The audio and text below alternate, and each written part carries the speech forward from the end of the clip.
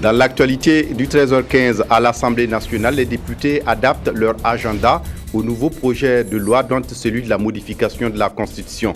C'est une majorité favorable à l'inscription de ces projets de loi qui s'est dégagée hier, 98 voix sur 126 votants du jour. Et puis, à l'étranger, un premier cas d'Ebola au Mali, signalé et confirmé par le ministre malien de la Santé. Il s'agit d'une fillette de 2 ans venue de la Guinée, voisine avec sa grand-mère. Mesdames, Messieurs, bonjour et ravi de vous retrouver. À l'Assemblée nationale, donc, les députés adoptent un nouveau projet d'ordre du jour pour inscrire de nouveaux projets de loi, dont notamment celui de la modification de la Constitution.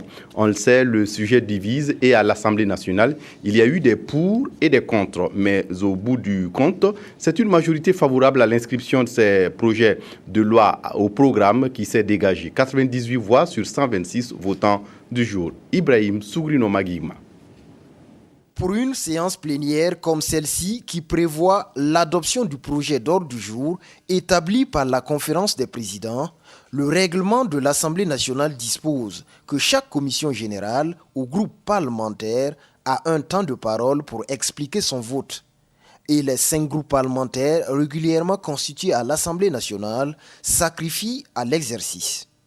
Le groupe parlementaire Alternance Démocratie votera contre ce projet d'ordre du jour. Mon groupe appelle donc, comme il l'a exprimé lors de la conférence des présidents, à voter contre le présent projet d'ordre du jour. Le groupe parlementaire ADFRD, en accord avec ce projet d'ordre du jour, votera pour son adoption. Le groupe parlementaire du Congrès pour la démocratie et le progrès invite ses membres et toute la représentation nationale à voter pour. En tant que républicains, les députés du groupe pensent que c'est en application de ces prérogatives constitutionnelles que le gouvernement a saisi l'Assemblée nationale des nouveaux projets de loi, dont la légalité formelle, la régularité procédurale ou l'opportunité ne seraient être mises en cause. 7 à 28 voix contre et 98 pour que les 126 votants du jour ont adopté l'ordre du jour modifié de la deuxième session ordinaire de l'Assemblée nationale. Le gouvernement, qui a déposé sur la table de l'Assemblée nationale un ensemble de projets de loi pour inscription à l'ordre du jour, trouve à l'issue de ce vote des motifs de satisfaction.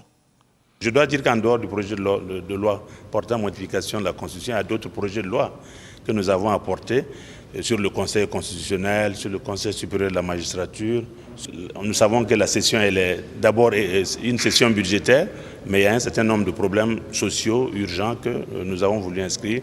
Et c'est donc avec plaisir que je constate que l'Assemblée nationale a adopté. L'ordre du jour ainsi modifié, le nombre de projets de loi inscrits pour la présente session ordinaire passe de 9 à 16. Les questions orales, quant à elles, restent inchangées au nombre de 37. On reste à l'Assemblée nationale pour évoquer cette audience accordée par le président de l'Assemblée nationale, Soumana Ouattara, l'ambassadeur du Brésil au Burkina. Au cours de l'audience, les deux personnalités ont échangé sur les relations bilatérales entre le Burkina Faso et le Brésil. On écoute le diplomate brésilien à sa sortie d'audience. Il s'exprime au micro de Anna Lusikiri. C'était une visite de courtoisie parce que je viens d'arriver au pays. Il faut connaître le gouvernement, il faut avoir des contacts, c'est mon travail. Et il faut surtout faire le possible de mon parti, d'avoir bonne relation avec le pays. Et comme ça, il faut connaître les gens. Et nous avons eu une telle bonne conversation. Et nous avons identifié des possibilités de travailler ensemble pour faire les relations encore plus étroites entre nos deux pays. Nous vivons des moments très spéciaux. Au Brésil, nous avons des élections ce week-end. Vous ici avez des élections bientôt, l'année prochaine. Alors, c'est un processus démocratique. Et comme ça, je suis content qu'il quand même, il a eu du temps pour me recevoir et on a eu une bonne conversation, une discussion sur les relations bilatérales de nos deux pays. Bientôt un nouveau visage pour la route Kupela-Bitou 50C, frontière du Togo. Les travaux de réhabilitation de ce tronçon long de 150 km ont été lancés ce jeudi à 50C par les premiers ministres du Togo et du Burkina Faso. Les entrepreneurs sélectionnés ont un délai de 18 mois pour finir les travaux. Daniel Kambou.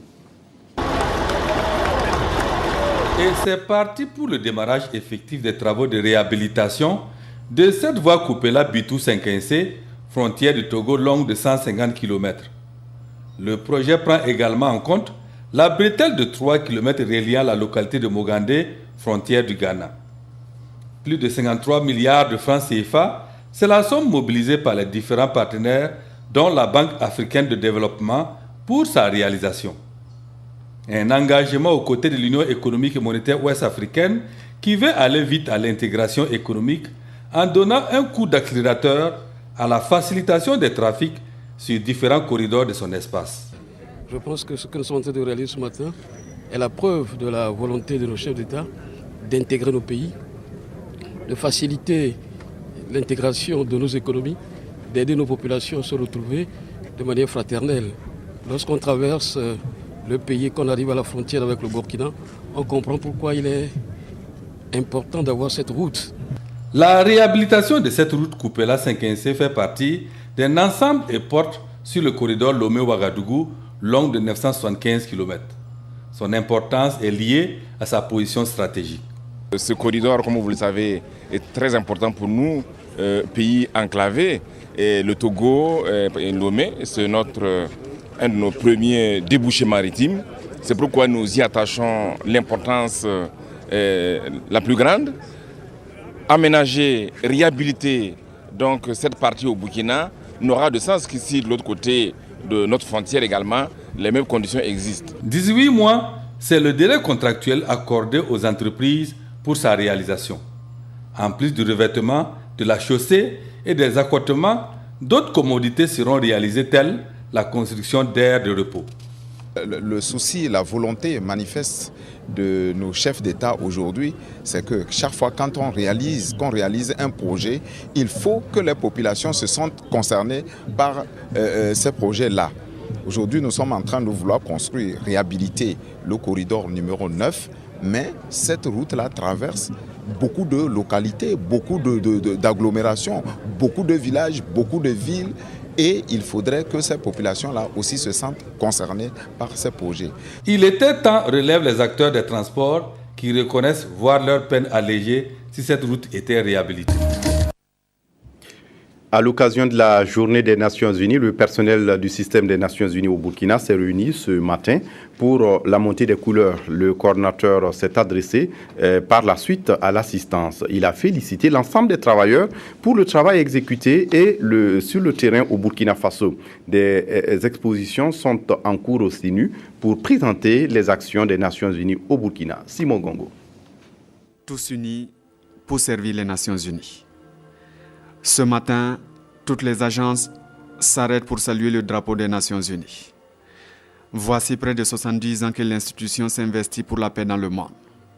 Cette année, au Burkina, le coordonnateur a une pensée pour le pays hôte. Son vœu est que la paix continue de régner au Burkina, mais aussi dans la sous-région. Pour marquer cette célébration, l'ensemble des activités menées pour l'atteinte des objectifs du millénaire pour le développement est exposé ici. L'exposition est faite autour des objectifs du millénaire pour le développement. Et chaque stand représente un objectif bien précis. Ces stands représentent, ou du moins présentent, les principaux domaines dans lesquels l'Organisation des Nations Unies intervient, à savoir paix et sécurité, et développement économique, et action humanitaire, et droit international et droits de l'homme. Entre les stands, le visiteur peut voir les actions de la FAO, de l'UNICEF, de l'OMS, du PNUD, du PAM et de bien d'autres agences. J'ai visité des stands sur plusieurs départements des Nations Unies. J'ai aussi consulté des documents que je vais analyser et aussi partager ça avec ceux du domaine de l'éducation. j'ai des élèves, donc je voudrais aussi les faire comprendre parce que c'est méconnu. L'exposition est vraiment importante parce que ça nous permet de découvrir beaucoup de documents. Le défi de l'ethnicité des conflits en Afrique. C'est un domaine vraiment intéressant et je pense que ça va permettre aux jeunes de découvrir beaucoup de choses dans ces circonstances. C'est une exposition de quelques heures où les visiteurs peuvent même emporter de la documentation pour faire une meilleure connaissance des Nations Unies au Burkina. Le ministère en charge de l'Éducation nationale lance un nouveau concept qui vise l'épanouissement intégral de l'enfant. Il s'agit de l'approche école de qualité, amis des enfants. Le Namentenga et le Ganzourgou sont les localités pilotes pour expérimenter l'approche. Des détails avec Maxime Zango. L'école de qualité amis des enfants, une nouvelle approche du ministère de l'Éducation nationale et de l'alphabétisation. C'est une vision novatrice, dit-on, pour transformer l'école en vue de l'épanouissement intégral de l'enfant. L'UNICEF, qui a choisi d'accompagner l'initiative, a alors apporté un appui de plus de 7 milliards de francs CFA qui ont permis la réalisation d'une centaine d'écoles au profit du Namentenga et du Ganzourgou, zone pilote du projet.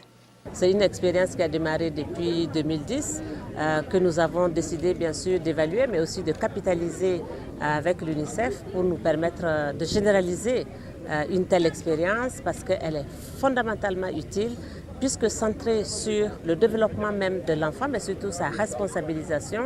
On voit que ce sont les enfants qui s'organisent et c'est eux qui, dans cette organisation, permettent de s'assurer même que leurs petits camarades sont dans des salles de classe, permettent de s'enquérir des nouvelles des absents, permettent aussi d'apprendre ensemble. Des salles de classe, des aires de sport, des jardins, bref, tout un ensemble propice à l'épanouissement de l'enfant.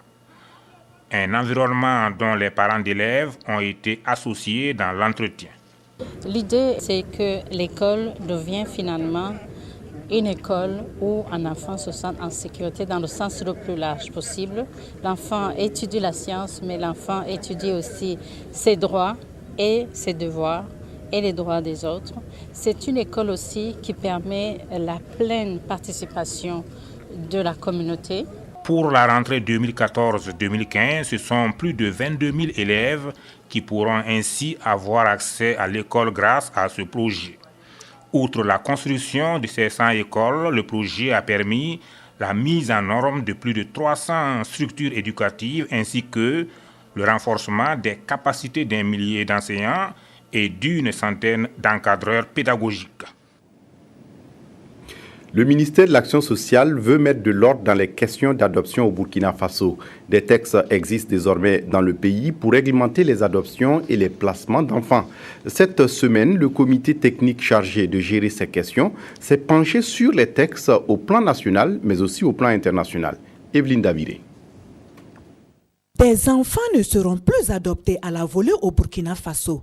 Il existe des critères impératifs à remplir pour avoir sous sa tutelle ou en adoption un enfant. Celui qui veut adopter l'enfant doit avoir au moins plus de 30 ans que l'enfant qui doit adopter.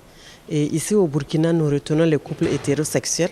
C'est déjà ça par rapport à notre code des personnes de la famille. Et également comme critère, il ne faut pas avoir plus de 50 ans lorsque tu veux adopter un enfant d'1 an. On a trouvé que quand quelqu'un a déjà plus de la cinquantaine, et il doit s'occuper d'un tout bébé, c'est quand même, il faut reconnaître que c'est assez difficile. Il y a des dossiers à composer et déposer au niveau du ministère de l'Action sociale ici. Et après vérification de tous les dossiers, nous transmettons le dossier à la justice parce que c'est en ce moment la procédure judiciaire va s'ouvrir. Mais d'abord, il faut que la procédure administrative permette de vérifier que tous les dossiers sont complets. Le domaine d'adoption d'enfants est complexe, d'où l'intérêt de revisiter les textes irrélatifs. Pour bien faire, il faut connaître ce que l'on doit faire et comment il faut le faire.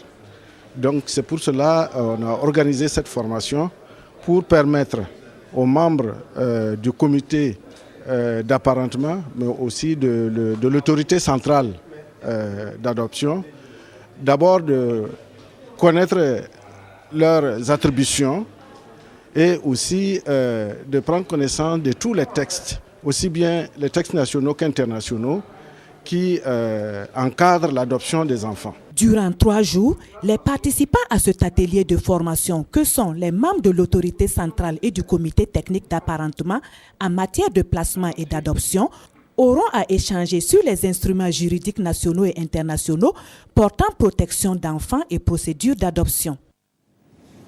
Soirée d'hommage à Amadou Bourou, ce jeudi 23 octobre. Les artistes et amis du comédien disparu se sont retrouvés au quartier Gungen Ouagadougou pour des moments de souvenir, mais aussi de respect à sa mémoire. Marguerite Douagneau. Les artistes sur scène pour rendre hommage à un de leurs, Amadou Achille Bourou.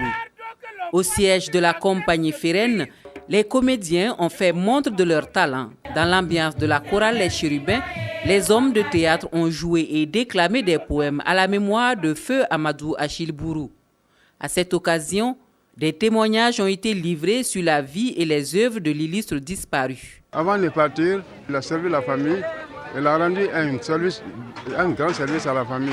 C'est une soirée qui est bienvenue et que vraiment je félicite chaleureusement les organisateurs, les initiateurs, tous ceux qui ont eu à œuvrer pour que cette journée voit le jour. Et le buste de l'homme de culture qui trône désormais à l'entrée de la compagnie Férène est l'œuvre de l'artiste sculpteur Sirikiki. Le type de soirées qui sont des soirées réconfortantes.